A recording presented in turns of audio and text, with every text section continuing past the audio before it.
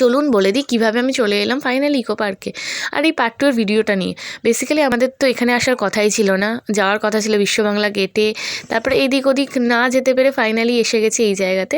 তো পার্ট 2 এর ভিডিওটাতে এটাই দেখাবো যে হস্তশিল্পর মেলা শুরু হয়ে যাচ্ছে একদমই রাস্তার ধার থেকেই, যদিও আমরা একদম ভেতরে প্রবেশ করতে পারিনি। তার আগে যে দোকানগুলো ছিল, যেখানে মোমোর দোকান, চায়ের দোকান, সেখান থেকে মোমো টোমো খেয়ে তারপরে ইকো পার্কের টিকিট কেটে আমরা ঢুকে পড়েছিলাম ইকো পার্কে। কিন্তু পুরোটা তো কভার করা এইটুকুনি সময় যেত না, তার জন্য নিয়ে নিয়েছিলাম একটা সাইকেল। সেখান থেকেই কভার যতটা পেরেছিলাম করেছিলাম, কিন্তু পুরোটা করা যায়নি। আরও অনেক নতুন নতুন রাইডস এসেছে, আপনারাও দেখতে পাবেন। আর আমার দেখা খুব সুন্দর একটা জায়গা হচ্ছে, একটা জাপানিজ রেস্টুরেন্ট খুলেছে, খুব সুন্দর অ্যাম্বিয়েন্স, বাইরেটা দেখে যা বুঝলাম। তো ওখানে একবার দেখতে পারেন গিয়ে। শীতকালের মরশুমে কারই না ঘুরতে ভালো লাগে, আর ঘোরার জন্য আদর্শ জায়গা কিন্তু এইটা। অনেক জায়গা ঘোরার জন্য আছে, তার মধ্যে আমার বেশ এই জায়গাটা ভালো লাগে। আর ঢোকার সময় এত বড় একটা গ্রাউন্ড, যেখানে সন্ধে নামতেই দারুণ একটা অনুভূতি।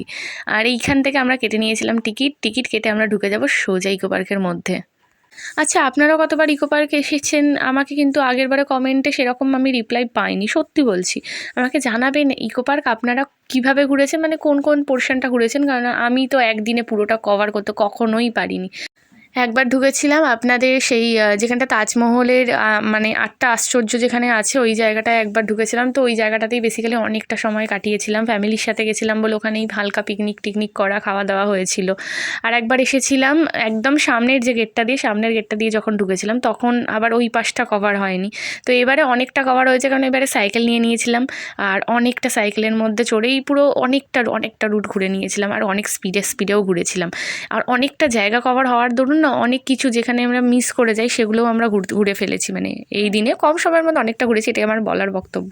বুদ্ধদেবের মূর্তিও যেমন দেখেছিলাম, সেখানে একটা বিয়ের বাড়ি হচ্ছিল, সেটাও আমরা লক্ষ্য করেছিলাম, আর দারুণ সাজিয়েছিল, ঝাঁ চকচকে সাজিয়েছিল। কেমন লাগলো ভিডিওটা অবশ্যই জানাবেন। দেখা হচ্ছে কিন্তু পরের ভিডিওতে, তার জন্য আমার এটা লাইক করে দিন।